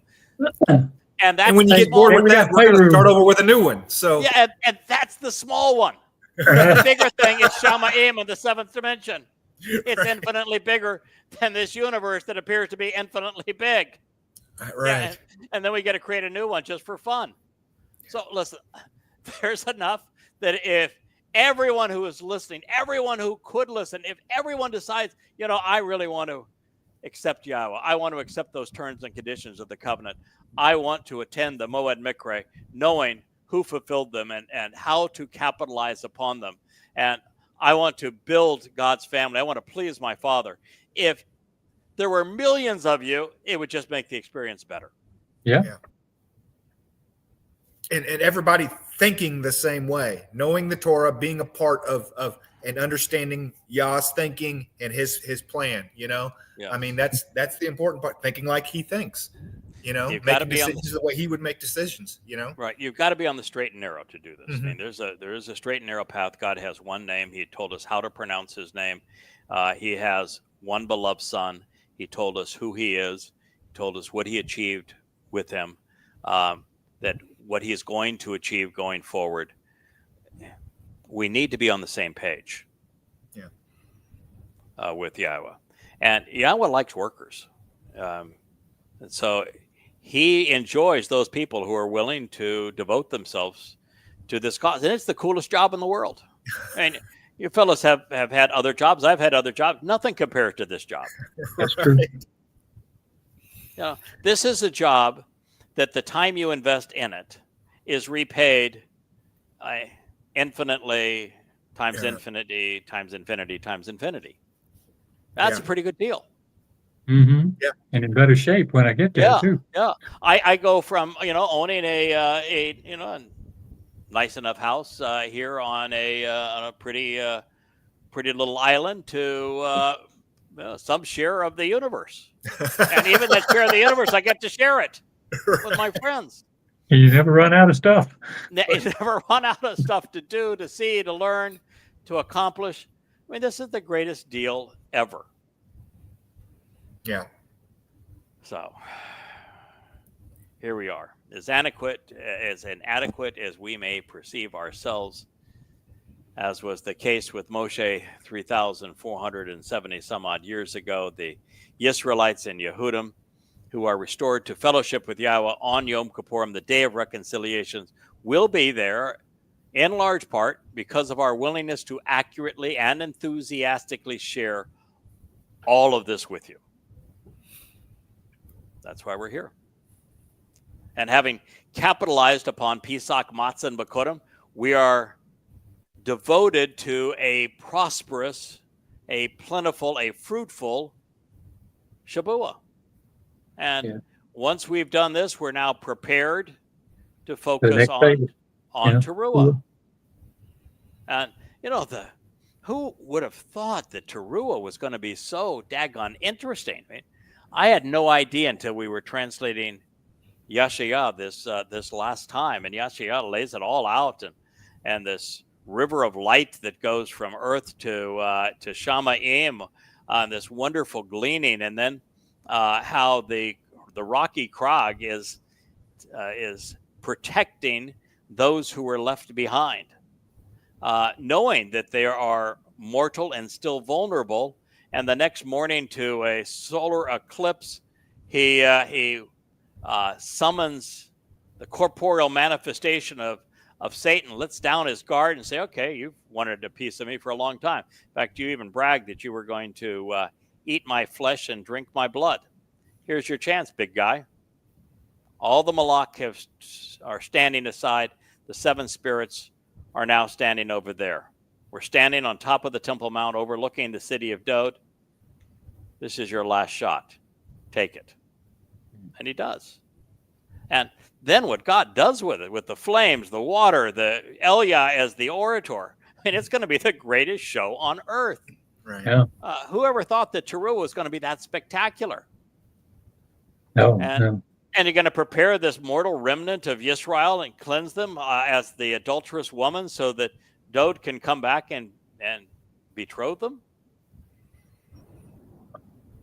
Pretty darn exciting. And you're going to be there with all of those who were previously harvested on Shabuah and who were harvested on Teruah. And you're there with Dod himself, our king. Yeah. And good seats, good company. Oh, great seats, great company, great wine, fireworks. Oh, yeah. Right. God, whoop, whoop. It is just going to be the greatest thing ever. Yeah. And we want you to be there. Join us. It's called 7 Shabbats, which was the first clue that it would be 7 years away from the other one of them. It's why there's one candle in the middle and 3 on each side. It's like Matzah Bikurim, one side. Then on the other side, there's the menorah right up there. On the other side, you've got Teruah, Kippurim, and Sukkah. One in the middle is, and it's even called 7, because there are 7 candles all total. It's even called 7, and it is Shabuah. Mm-hmm. Join us. It's going to be fun. So we'll read this, gentlemen, and then we will have probably worn out our audience by this time. We're having a good time, so what the heck? So long as we're having fun, we're going to assume that some of our listeners enjoying this too. I think probably people are in the Covenant family are happy that we're actually now doing a show just on the fun stuff. Yeah, just the fun stuff. But even when we did the stuff on ousting the troublemakers, it so much learning in that. Yeah, it's a teaching event. So much learning that we can do. Anyway, so and it says, and so the priest, Ha-Kohen, which is going to be Dod's role when he returns, and so the priest should elevate and wave the loaves of bread of firstborn children. You know, wouldn't you know it, my wife, she is a DNA maven. And what she came up with it the other day, and I'm sure I'm going to get this wrong, so we might have to put the headset on her so she can explain it.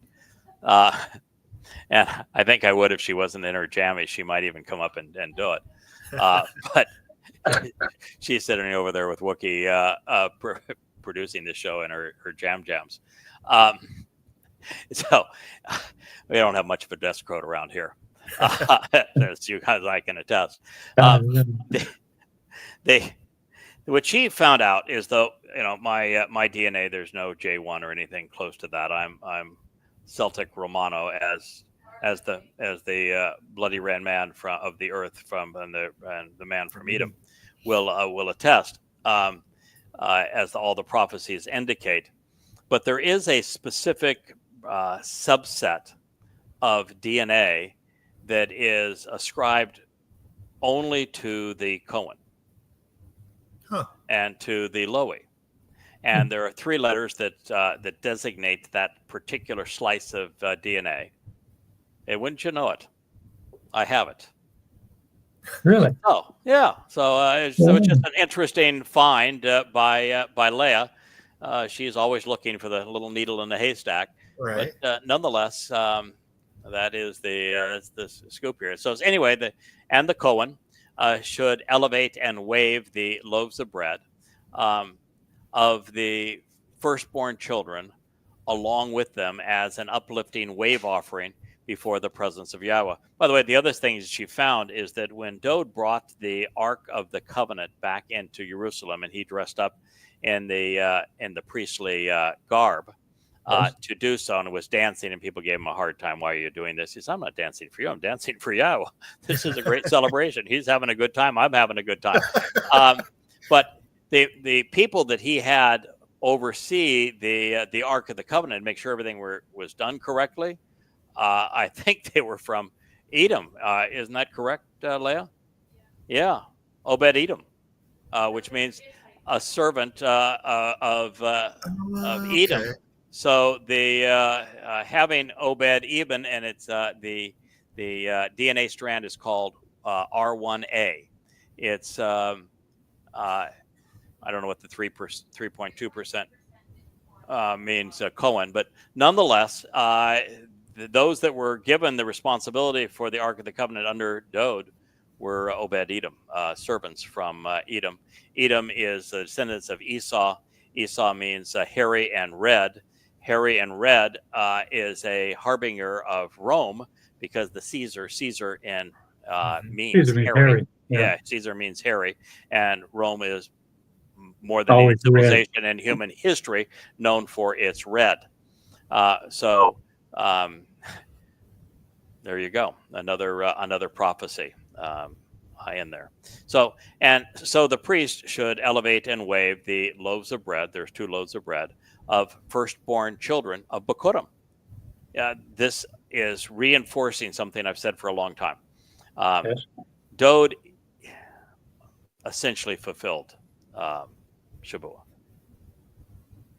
Without Dode's fulfilling Pesach, Matzah, and Bikurim, there are no firstborn children. Mm-hmm. The beneficiaries of Shabbat are Bikurim. Mm-hmm.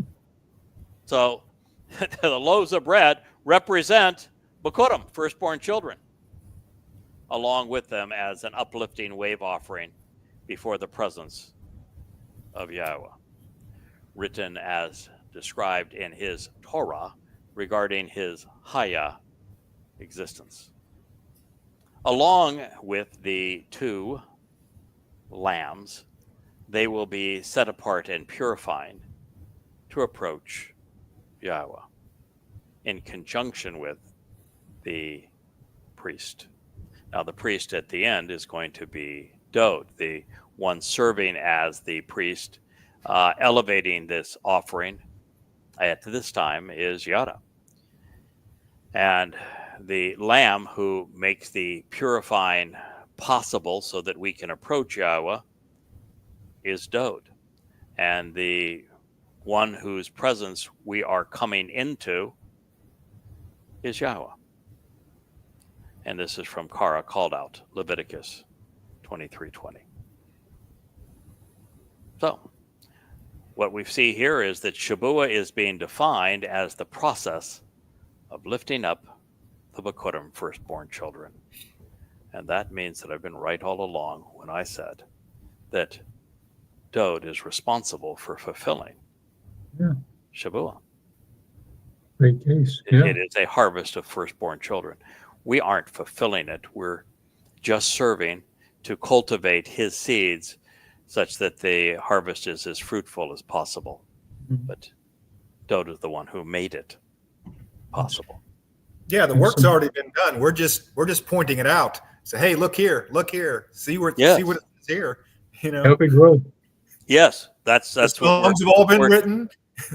You know, we're tour guides. yeah. Mhm. All of the above, We've yes. got the hoe to take out the weeds. There was a lot of weeds, boy. So yeah, I'm not going to say there wasn't some work, because there was a lot of weeds out there. A lot of Islamic weeds, a lot of Christian, yeah. Judaism weeds, a lot of progressive weeds, certainly a lot of Christian weeds. So we've been active in the old removing of the weed. Otherwise, the crop would never have had Been nutrients, trying, sunlight. been choked. Yeah, it had died out. In fact, it had died out. So we're bringing that crop back.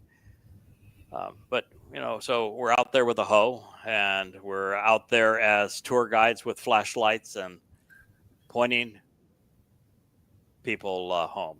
Well, gentlemen, we have been yabbering together about this thing that we love so much now for 2 hours. I think we've had a good time. This has been a fun Yes, sir. Always program. enjoy it. Yep, and we're going to be on Shabuah. My calculation was, at the rate that I'm moving through the material, we're going to have 50 programs on Shabuah, Oh, and another 50 on Teruah. But you said 8 pages a day, so I was like, Hey, "Ooh." what the heck? yeah, What the but heck? this is the most important declaration of our time. Yeah, it's all about our time. This is our job. This is our time. We'll have more time for Teruah, but we don't have a lot more time for Shabuah.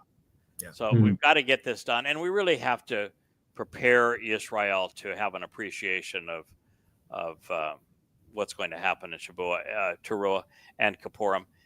And Israel has to be forewarned that there is a positive end to the time of Jacob's troubles. Mhm. They need to know when it's going to start, how it's going to start. There's so much God's people need to know. And so we're going to turn on the lights, turn on the mics. Remember to wear the headsets on Friday evening. Look the camera in the eye, and we're going to get this job done. Okay. Thank you, gentlemen. Have a wonderful Yes, Shabbat. sir. You May, too. Yah bless Thank you, you, Kevin. one and all. Thank you, Shabbat Kevin. shalom. Yep. Good night, Kevin. Good night, y'all. Shabbat shalom.